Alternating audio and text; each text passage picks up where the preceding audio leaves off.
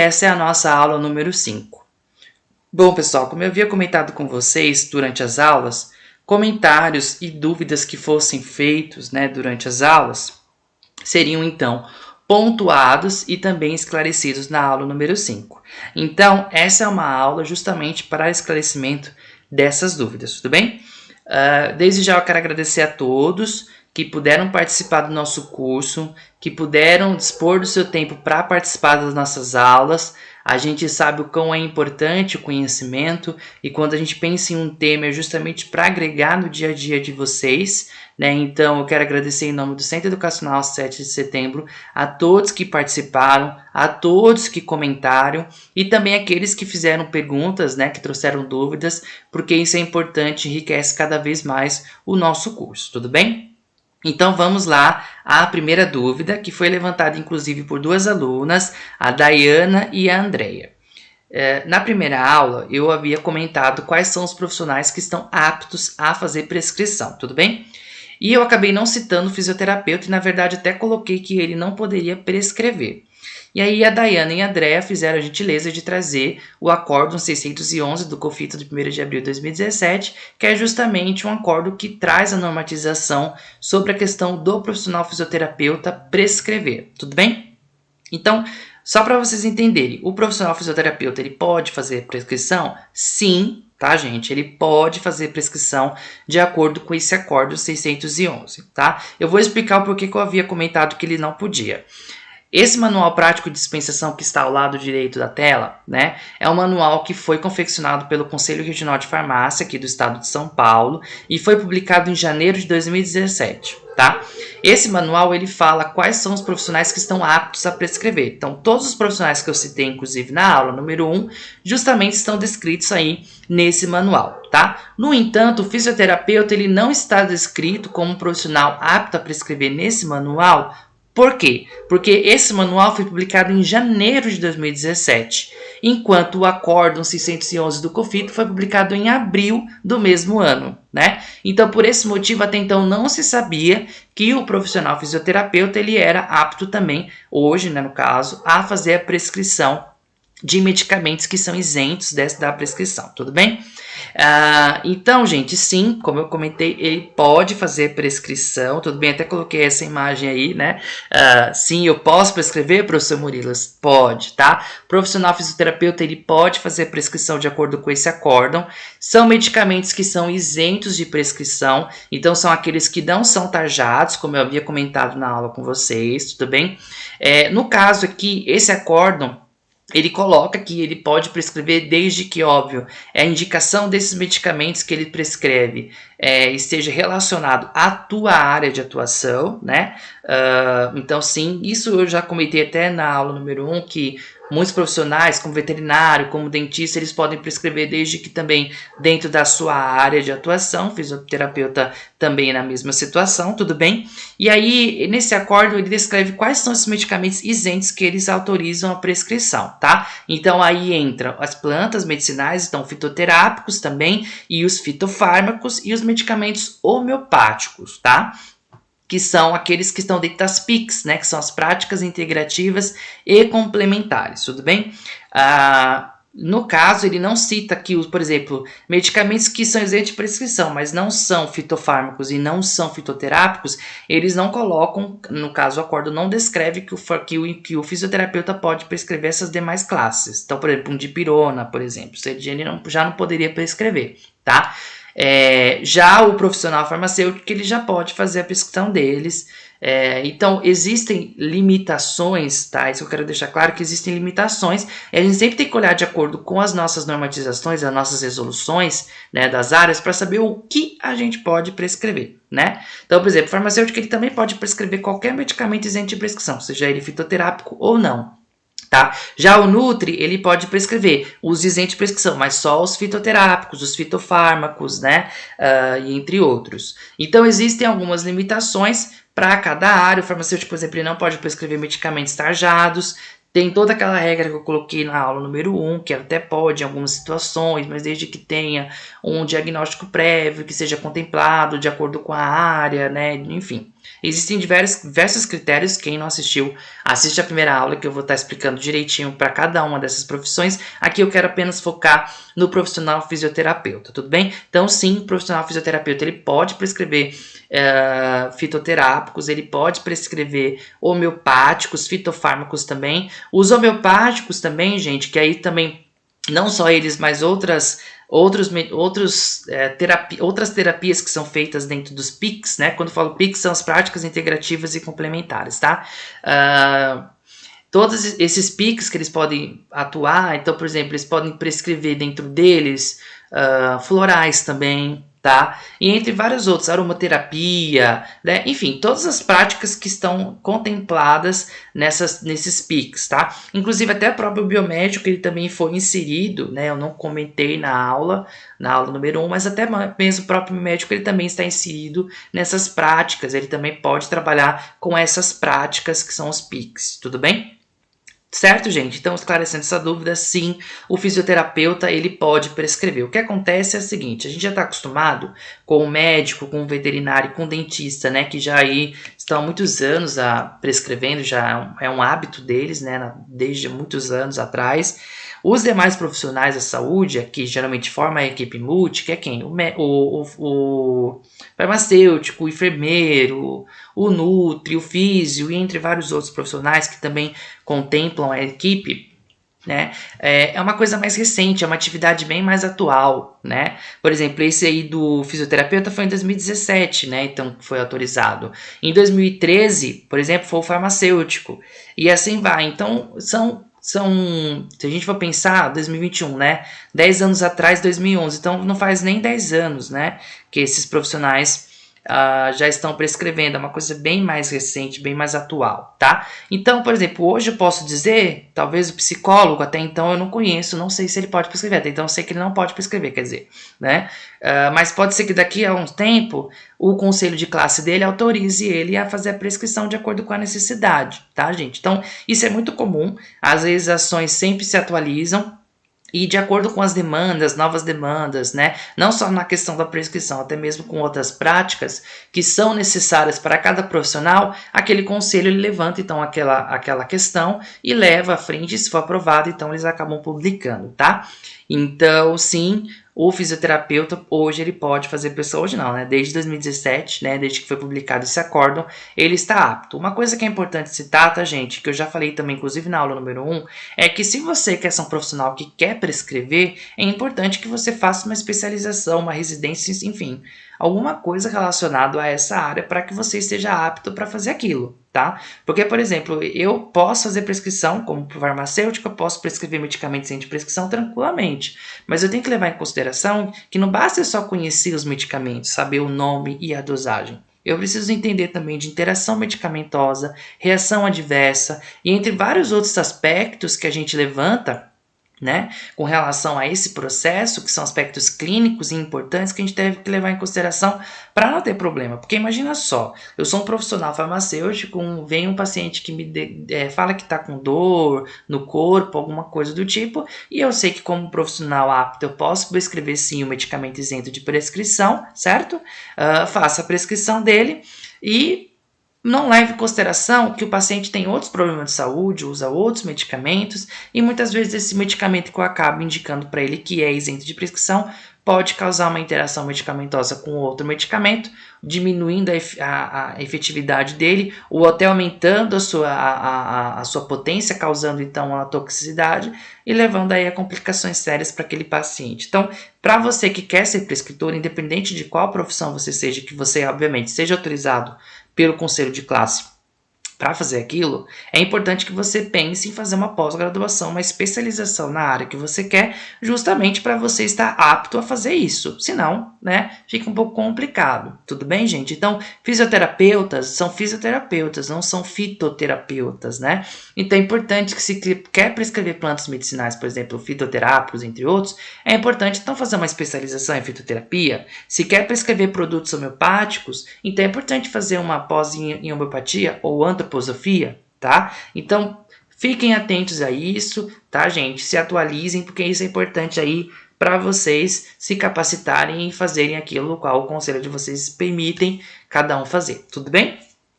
Vamos à questão número 2, né? A dúvida número 2, que a Alice comentou. Ela colocou que está fazendo o curso, né, de aspectos de receita, e aí ela ficou com uma dúvida, né, com relação ao médico do SUS, tá, gente? Resumindo o que ela escreveu aqui foi o seguinte, ela colocou que se o médico do SUS, ele pode prescrever medicamentos que não sejam genéricos, tá? Ou seja, a gente sabe habitualmente que sim, ele deve prescrever, obrigatoriamente ele deve prescrever medicamentos genéricos, né?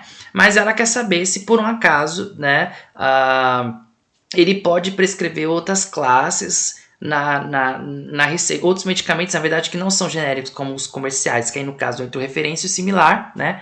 Se pode ser prescrito nessas receitas do SUS, tá? E aí ela colocou que ela tem essa dúvida, porque justamente na farmácia em que ela trabalha, ela pegou uma receita do SUS que vinha com o medicamento referência, então ela acabou ficando nessa dúvida, tá? Vamos então esclarecê-la agora, tá, Alice? Obrigatoriamente, tá? O médico do SUS, que trabalha no SUS, ele tem que prescrever medicamentos genéricos, tá? A diferença entre genérico, similar e referência, tá, gente? Eu expliquei na aula, se eu não me engano foi na aula 3 ou foi na aula 4. Uma dessas duas aulas eu comentei sobre as diferenças, sobre essa questão da intercambiabilidade também, tá? Que eu já vou falar também já já. Mas só para ficar claro, o médico ele tem que prescrever no nome genérico. Isso por quê? Porque o genérico ele permite mais fácil acesso da população aos medicamentos, tá bom? Então, por exemplo, a farmácia popular, entre vários outros, tem que ser o nome genérico do medicamento. Se eu coloco um nome comercial, o que eu estou fazendo? Eu estou diminuindo a questão do acesso, dificultando, né, a questão do acesso da população aos medicamentos. E uma das coisas que o SUS prega, principalmente através da Política Nacional de Medicamentos, que é a PNM, é a questão do amplo acesso da população aos medicamentos, tudo bem? A gente tem que levar em consideração que nem todo mundo tem condição de comprar um medicamento, então ele vai retirar o medicamento na farmácia do SUS, né, que é gratuito. Então, é importante, Alice, que sim, o médico ele siga com a nomenclatura genérica, de preferência, sempre seguindo a RENAME e a REMUME, que eu até coloquei aí para vocês na imagem, né? A RENAME, que é a Relação Nacional de Medicamentos Essenciais, que é aquela relação que a Anvisa publica de 2 em 2 anos e inclusive todo mundo tem acesso, só você colocar no Google, RENAME 2020, vai aparecer, tá? Essa é a mais recente, porque a de 2022 ainda não foi publicada, né? Óbvio, nós estamos em 2021. E ela é uma relação nacional, ou seja, ela vale para todo o Brasil, tá? E descreve quais são as classes que estão ali que devem ser fornecidas pelo SUS, tudo bem? Tem a REMUME também, que é a Relação Municipal de Medicamentos Essenciais, que aí no caso a REMUME ela já é um pouco mais específica. Às vezes o que acontece? Naquele município, de acordo com aquela condição, a gente tem que lembrar que o Brasil ele é um país muito grande, né, muito amplo, cada região se distingue da outra por alguma questão, enfim. E aí, por esse motivo, obviamente, a gente tem doenças que tem aqui em São Paulo que não tem, por exemplo, em Amazonas. É óbvio. E assim como tem doenças que tem em Amazonas que não tem aqui em São Paulo. Tudo bem? Então, por exemplo, aqui em São Paulo seria muito mais óbvio a gente ter uma incidência, uma prevalência de doenças respiratórias por conta da poluição, quando comparado com o pessoal de Amazonas, né? Lá, possivelmente, talvez outras doenças que são mais tropicais, como dengue, chikungunya, entre vários outros, é mais comum do que aqui, tá? Não que a gente está totalmente ileso, totalmente isento, né, dessas doenças, mas existe uma probabilidade maior de acordo com essas características que eu citei aqui, por exemplo, tá? Assim como em diversas outras regiões do Brasil. Então, a relação municipal, existe também a RESME, né, que é a relação estadual, tá? E a municipal, que no caso são mais específicas e vão abranger de acordo com aquela região. Então, por exemplo, talvez no São Paulo existe uma categoria que não é atendida pela RENAME, tá? Então eu preciso trazer mais medicamentos específicos para aquela classe, para aquela área que são importantes para aquele tratamento, por exemplo, tá? Então isso é feito reuniões, existem diversas questões que são levantadas para entre a equipe, né, entre os gestores, que faz aí o levantamento desses medicamentos e que depois é pontuado, estudado para ser publicado aí pela Anvisa. Tudo bem, gente? Então, sim, o médico ele tem que prescrever de acordo com o que está nessas listas, tá? Porque essas listas que mostram que de fato eu tenho esse medicamento e tenho que ter no SUS esse medicamento obrigatoriamente para atender à população, tudo bem? Mas, Alice, o que acontece é que muitas vezes o médico daquele posto de saúde, daquela UBS, né, que hoje a gente chama de UBS, ou seja de onde for, muitas vezes ele não está acostumado, ele acabou de entrar, então ele está acostumado com os nomes comerciais e acaba que ele prescreve no nome comercial. Até pode fazer isso, desde que tenha uma justificativa para isso, porque às vezes pode ser que ele já está acostumado com uma classe e aquele que está ali, ele já teve algumas experiências não tão exitosas, então ele pode procurar, ele pode querer trabalhar com outro medicamento. É importante sim que ele leve isso à frente para que seja feita uma nova REMUME, tá? E para que seja publicada essa nova REMUME, ele possa ter, esse medicamento possa estar disponível no SUS, tá, gente? Porque essa lista é justamente para mostrar para o profissional quais são os medicamentos que tem no SUS. Então, se ele quer acrescentar, até pode acrescentar.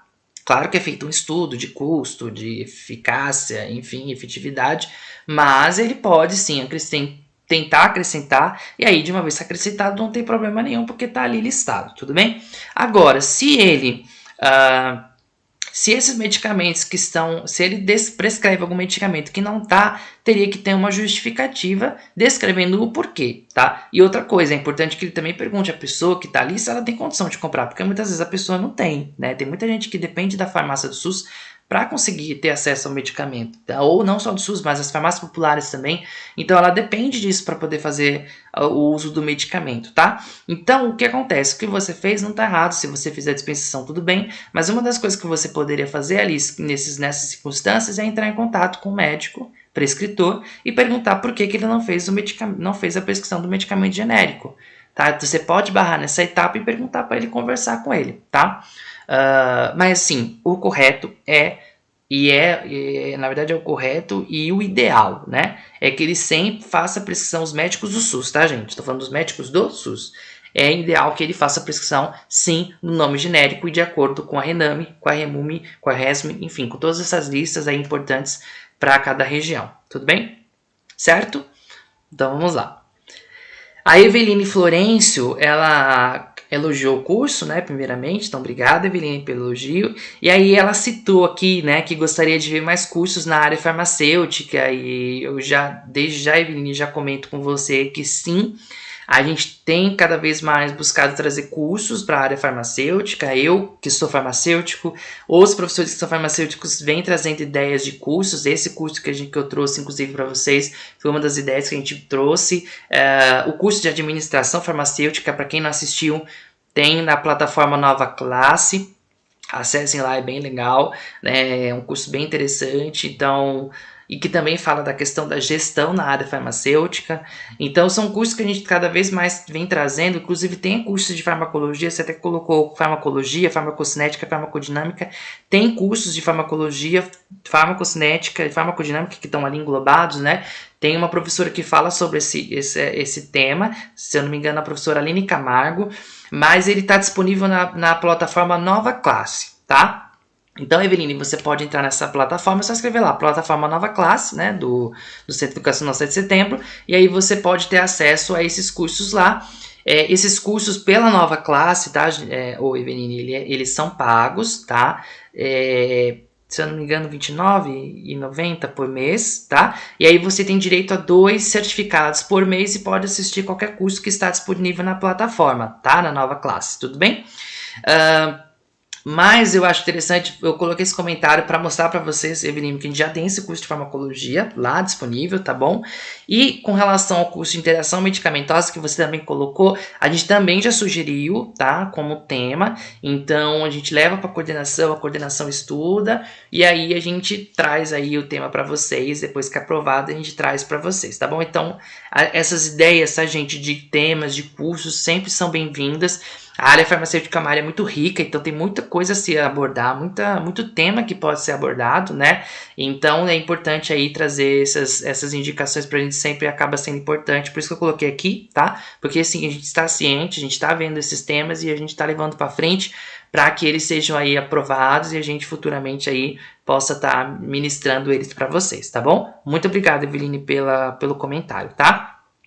A Ana Carolina, ela perguntou, professor, o farmacêutico esteta, ele pode prescrever produto para fins estéticos também? Olha que legal, né? A gente sabe que o farmacêutico também, eu até comentei isso na aula número 1. Na aula número 1 eu comentei? Eu não lembro se eu comentei, mas acho que sim.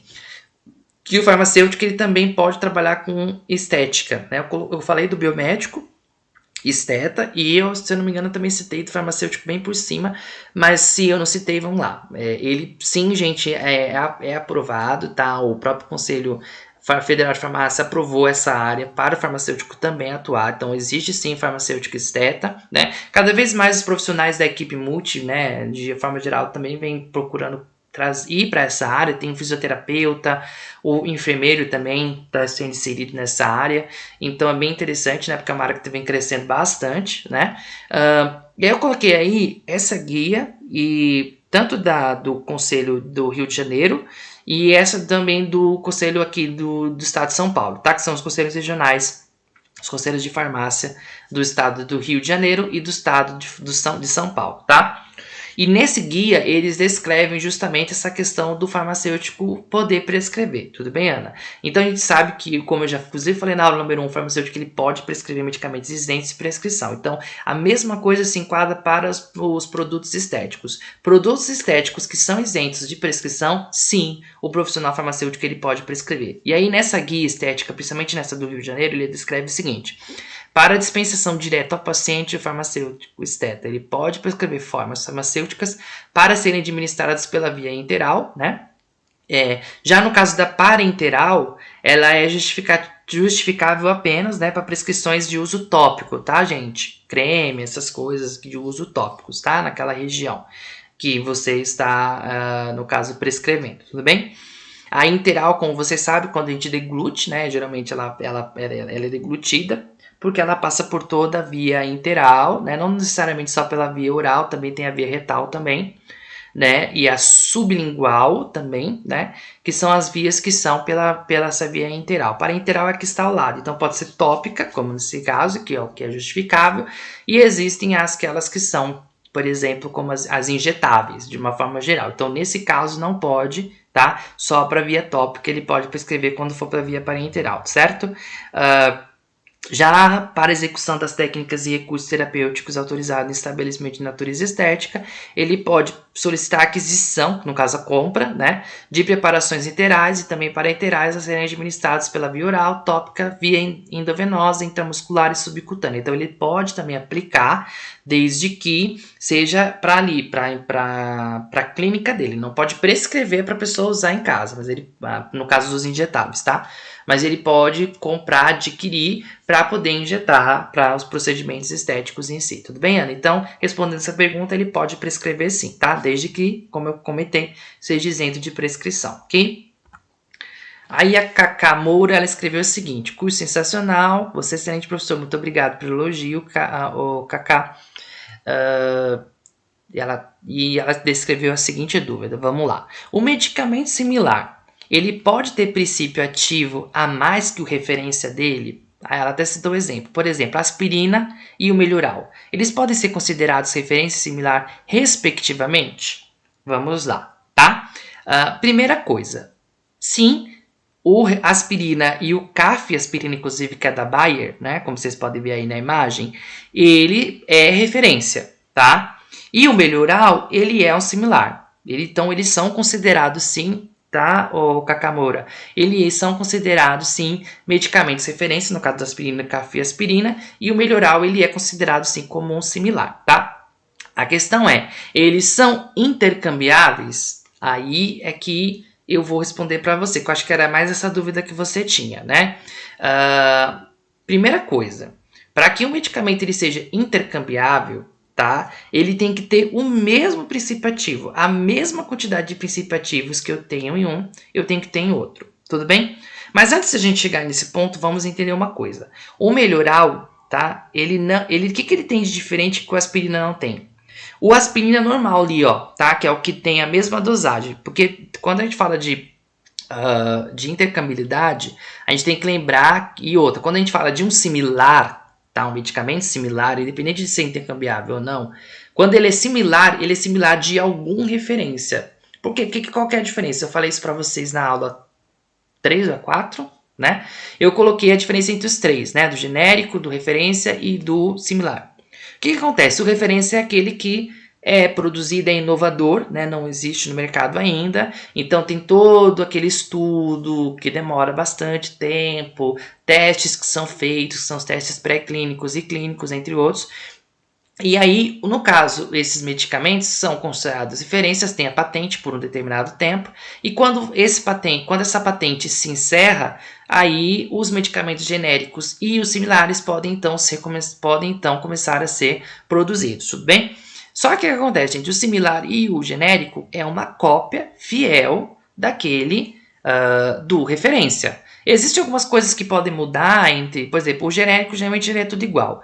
O similar ele tem algumas coisas que podem mudar, como prazo de validade, entre outras coisas, que pode ser diferente de acordo com o que ele usou de princípio ativo também, mas também de recipientes, tudo bem?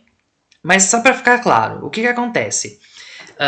O similar ele é cópia do referência, só que para ele ser cópia, a dose, tanto dele como do genérico, tem que ser a mesma dose que o referência. E outra, tem que ter os mesmos princípios ativos que o referência tem.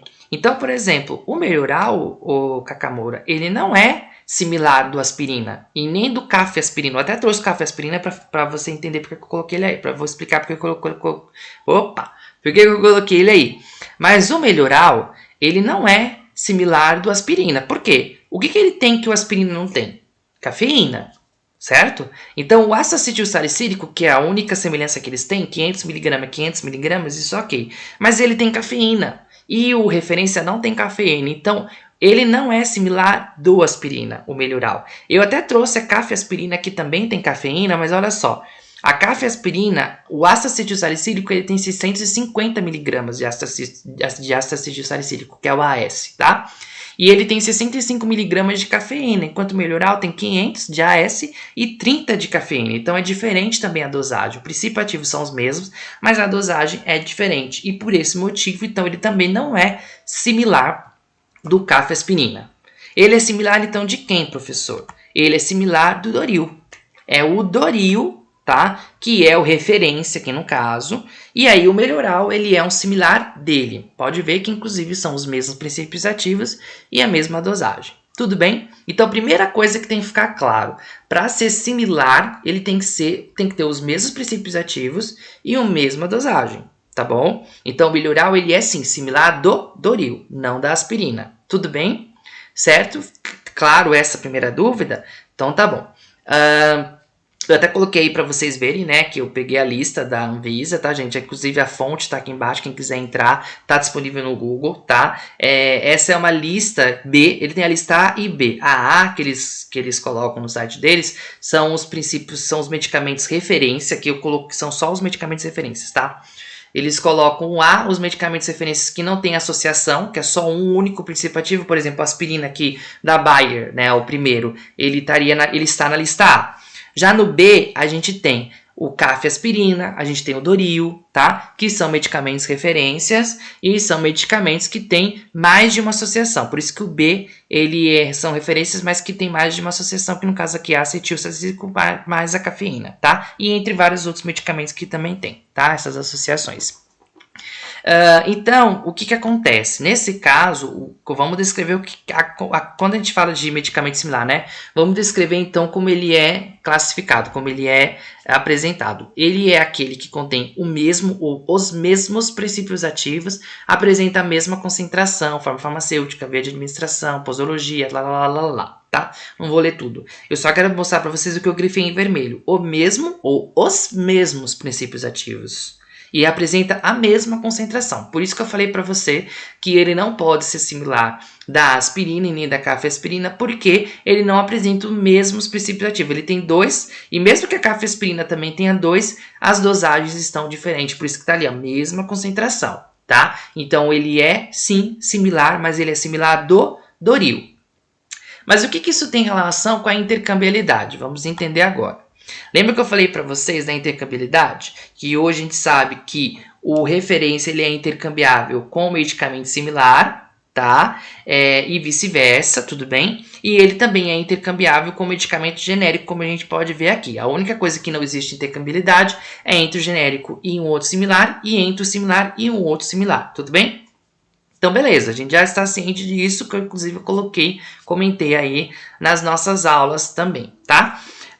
Mas o que acontece nesse caso da aspirina, tá? Para eu saber se ele é ou não intercambiável, eu preciso olhar a lista que a Anvisa publica, né?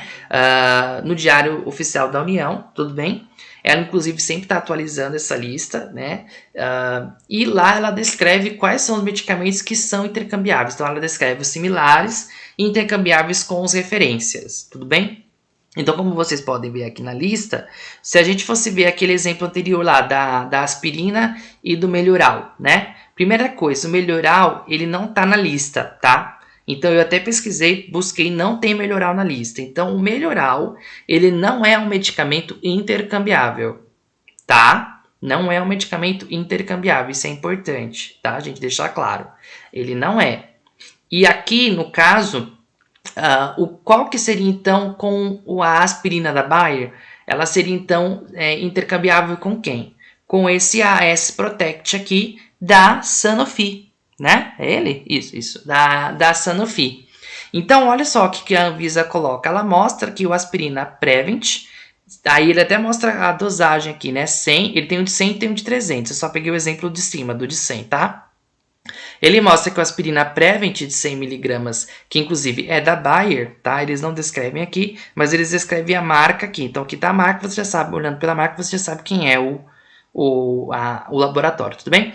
E eles descrevem aqui, então, a marca do referência, o princípio ativo, que no caso é o nome genérico, que aqui é o ácido acetil salicílico, que é o AS, né?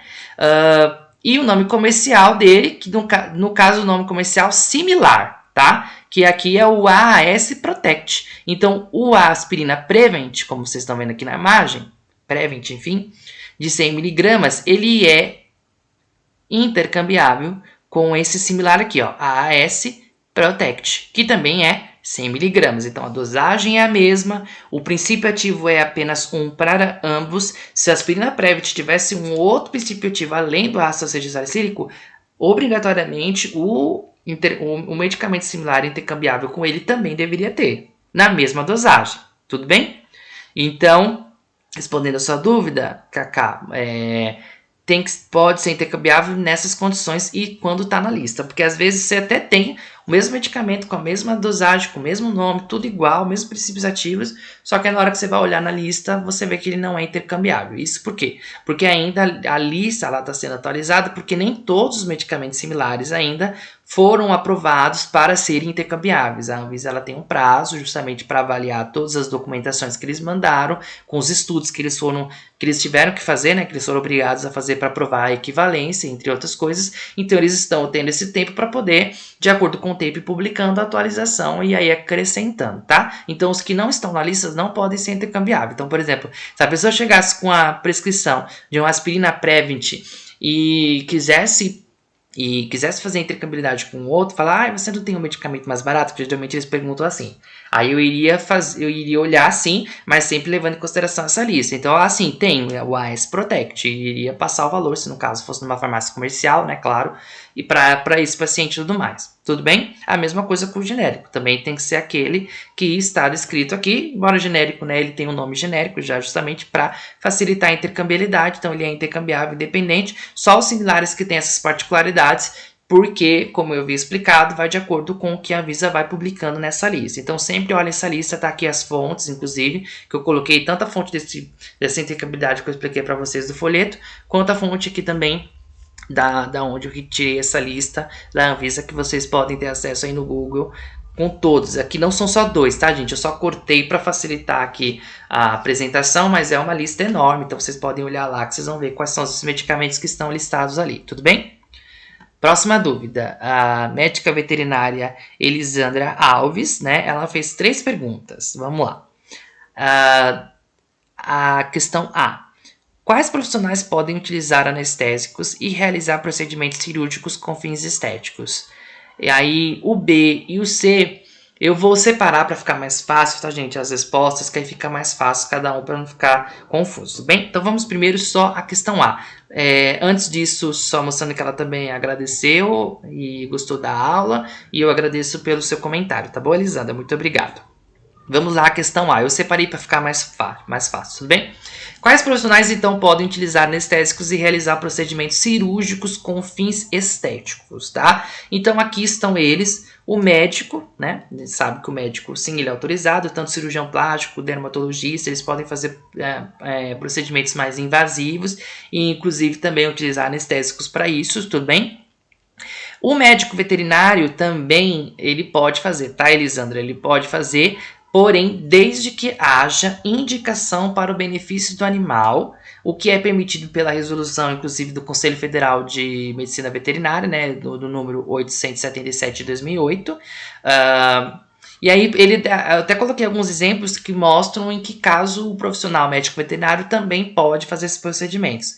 Em exemplo, aí tem a ocorrência de um tumor, né, lesão grave ou uma cirurgia, por exemplo, reconstrutiva veterinária. Então, o médico veterinário pautado nessas situações, por exemplo, existem outros, mas eu só peguei alguns exemplos, que ele pode fazer nessas circunstâncias, tudo bem? Então, o Conselho Federal de Medicina, ele até publicou essa resolução que eu coloquei aqui ao lado direito, né, a resolução 1027, de 10 de maio de 2013, né, no qual ele descreve essa questão da questão estética que o veterinário pode trabalhar. Ele coloca o seguinte, deixa eu achar aqui para ler para vocês, aqui ó, parágrafo único. São considerados procedimentos proibidos na prática médico-veterinária. Tá? Ou seja, o médico veterinário ele pode trabalhar com anestésicos, ele pode também fazer procedimentos cirúrgicos para fins estéticos, desde que pautado no que eu comentei aqui anteriormente, que eu falei, mas o que ele não pode, tá? O que ele está proibido a fazer?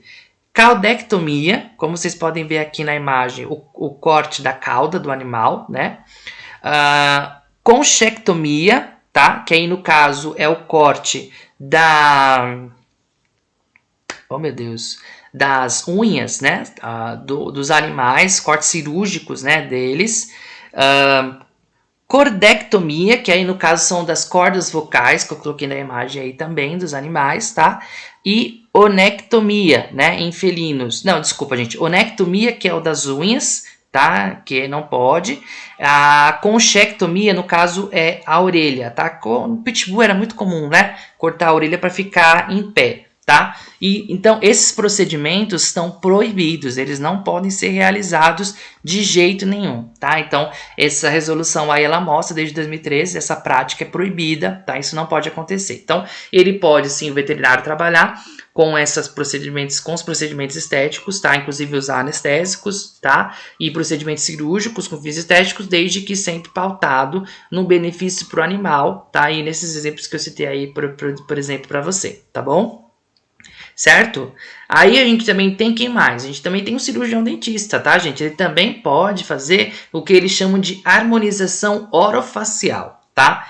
Só que o que acontece? Inclusive a resolução que aprova isso é essa resolução aqui ao lado esquerdo, tá? Que é a CFO, que é do Conselho Federal de Odontologia, 198, né, de 2019, que fala sobre essa questão dessa atividade, mas aí logo em seguida eles publicaram em 2020 outra resolução do Conselho Federal de Odontologia, que é a resolução 230, que justamente vai regular o artigo 3 da resolução do Conselho Federal de Odontologia, que é a 198, tá? Isso porque, gente, quando foi publicado a resolução CFO, que fala sobre essa questão da harmonização orofacial, muitos tiveram dúvidas, né, com relação ao que ele de fato pode fazer, né? Mas o que ele faz? O que ele não pode fazer? O que ele não pode fazer? Já que é orofacial, ele pode fazer cirurgia, então, toda a face? Então, aí, por esse motivo, a resolução do Conselho Federal de Odontologia 230, ela mostra o que não pode, tá? Então, no artigo 1, ele coloca: fica vedado ao cirurgião dentista a realização dos seguintes procedimentos cirúrgicos na face, como, por exemplo, alectomia, blefarosplastia, entre vários outros. Eu não vou ler todos, tá, gente? Eu só estou mostrando para vocês o que ele colocou. Também a realização de publicidade e propaganda de procedimentos não odontológicos e a formação superior em odontologia, né? Por exemplo, de micropigmentação, maquiagem definitiva, entre essas coisas que não tem relação nenhuma com o odonto, né? Na verdade. E também é vedado ao cirurgião dentista a realização de procedimentos em áreas anatômicas diversas da área da cabeça e do pescoço. Então, esses procedimentos, o cirurgião dentista, por exemplo, ele não pode realizar, tá? Então, tá bem claro, inclusive, nessa resolução que mostra isso também, tudo bem? Aí quem tiver interesse para entender o que ele pode fazer, da resolução CFO 198, tá? Ele pode colocar no Google, vocês vão ver que é fácil acesso, né? É disponível. Na verdade, todas as legislações, tá, gente? É de fácil acesso justamente para que a gente tenha conhecimento delas, né? Lá ele mostra quais são os procedimentos que ele pode realizar, tudo bem? Mas essas aqui citadas aqui, ele não pode, tudo bem?